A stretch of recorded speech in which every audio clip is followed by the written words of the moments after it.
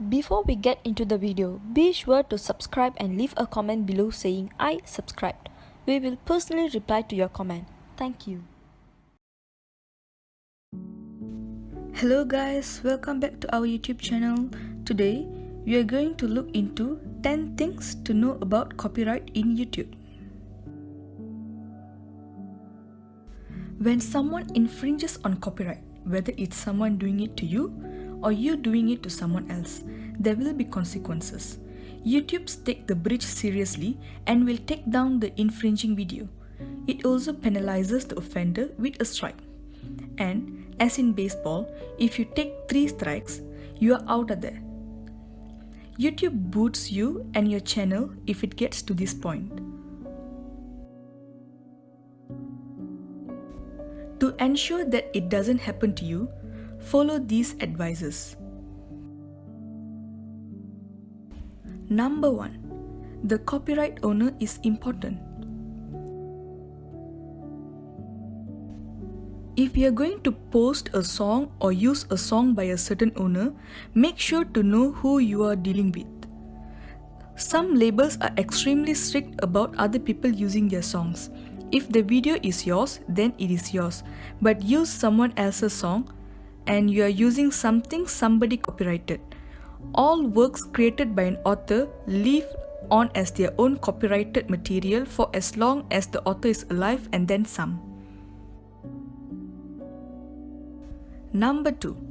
Giving references and attributes doesn't help as much as you think. You create a video and you state that the song used is owned by a certain someone. However, if that certain someone didn't give you permission to use their song, you can still get a copyright claim or strike. Be careful, ask for permission if you can get in touch with the author. Number 3. Fair use. Fair but complicated.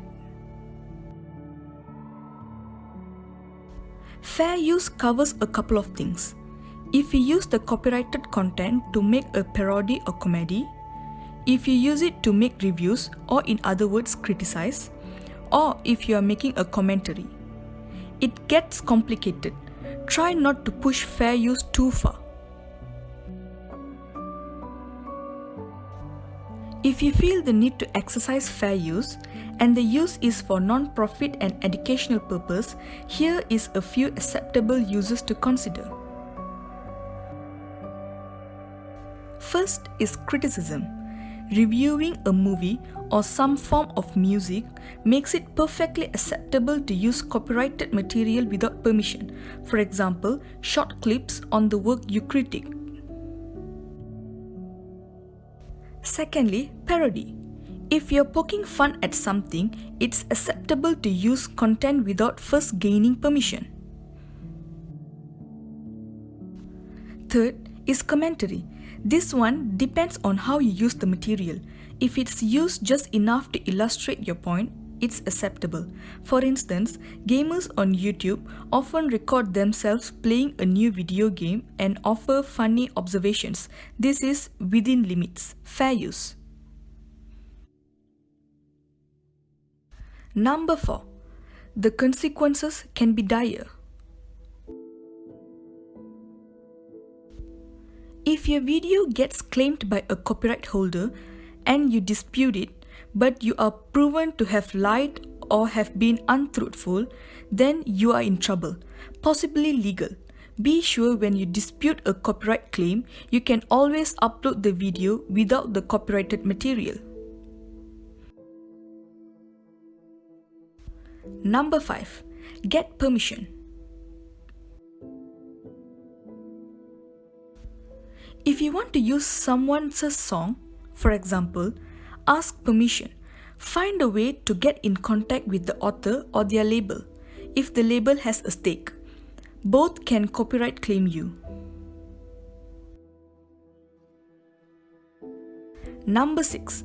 Copyright strikes can be problematic. Get 3 strikes and you're out. 3 in a row, that is. You can wipe your slate clean if you don't get a second strike within 6 months. The timer resets if you get another one, so be careful. There are two types of YouTube strikes. First is the community guideline strikes. These can result from a variety of reasons, ranging from uploading objectionable content to having a misleading thumbnail or caption. Second is copyright strike.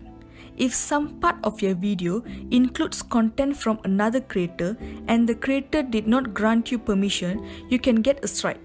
You can also get a content ID claim lodged against you that can turn into a strike. You can appeal it in both cases or take down the video to avoid a possible strike.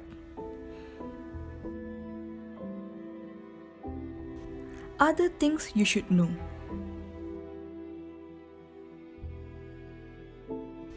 First is mandatory copyright school must be completed. With every strike, YouTube requires that you take an online course and take a little quiz to be sure you are up to speed on copyright regulations. Second is strikes come down eventually. As long as you haven't struck out, some strikes disappear after a while, usually 6 months. If you get another strike, the clock starts over. Third is your fate usually lies with the copyright holder. That person can decide whether the video you uploaded should be removed, flagged in certain regions, or even monetized. Yes, that's right. Even though the video may contain only a small portion of the person's material, he's entitled to all monetization proceeds. He can even put ads on your video if you haven't added monetization. Number 7. Claims and strikes are not the same. A copyright claim means that the person claiming it will earn money off your video, while a strike can lead to your channel being terminated. The world of YouTube is a sea of copyright claims and strikes. The former will happen a lot to everyone, but do be careful of the latter. Number 8. The profit motive is irrelevant. Some folks will say, "Hey, it's alright if I use someone else's content because I'm not looking to make any money." Say that before the judge, and the verdict will still be guilty of copyright infringement. Whether you intend to make money from the video or you simply want to share your masterpiece with the world, it still doesn't mean that you can violate copyright law. You need to get permission from the copyright holder. Number 9. Wipe the slate clean. If you get a copyright strike from YouTube and you are positive that you are in the right, go ahead and appeal the strike. If you're not sure whether you can win, maybe it's better to wait it out until the strike expires. You see, after you appeal the strike, your personal information goes to the copyright holder, and that person can possibly sue you for copyright infringement.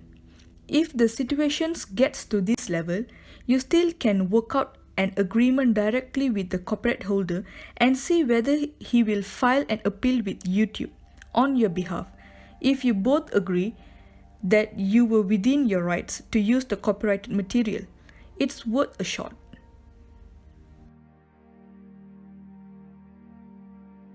Finally, as for number 10, we are going to look into 5 things that can be copyrighted. First is ideas or systems. If ideas could be copyrighted, we would be in a world where lawyers would rule over us all, as everyone would be gunning to sue everyone. Luckily, you cannot copyright ideas, while you could copyright a commercial or advertisement. If it is in video form or in written form, you cannot copyright the idea of advertising or promotions. Systems include anything from building things, formulas, discoveries, especially scientific ones, as well as plenty of other things. Second is commonly known or public information. This covers a lot of things: calendars, charts, measures, rulers. In other words, anything which was taken from public documents. These things are not subject to copyright. This also includes almost all things dealing with language. You could not copyright a saying, especially if it is public knowledge. The apple doesn't fall far from the tree, being an example. Third is original works which are not in an understandable form. This is often misunderstood by people, as one cannot copyright ideas, as we have already come to learn. An idea written in a textual form becomes something which you can copyright. If you have ideas about poems or other work of literature, you cannot copyright them until they are in textual form, or audio, or even video. The same is applied to ideas about movies, dance moves, choreographies, and anything else. Fourth is fashion, clothes, and accessories. While a design can be patented, it cannot be copyrighted. You cannot copyright a dress, pants, shirt, or anything similar to that, but you can copyright a patent, for example fabric. That means that you can absolutely make your own dress according to something you saw while watching any fashion related channels. Number 5 is titles of works. When searching for a song or movie, you might have often run into several different songs or movies with the same name. The reason for this is that you cannot copyright a title. While you can copyright a book, you cannot copyright its title, and the same goes for movies or songs. These are but some of the things you cannot copyright. In this world where it seems like everything can be patented, copyrighted, and claimed by someone, it is good to know that there are also plenty of things which you cannot in any way copyright. Thank you for watching our video. Please subscribe to our channel and keep on supporting us. Have a good day.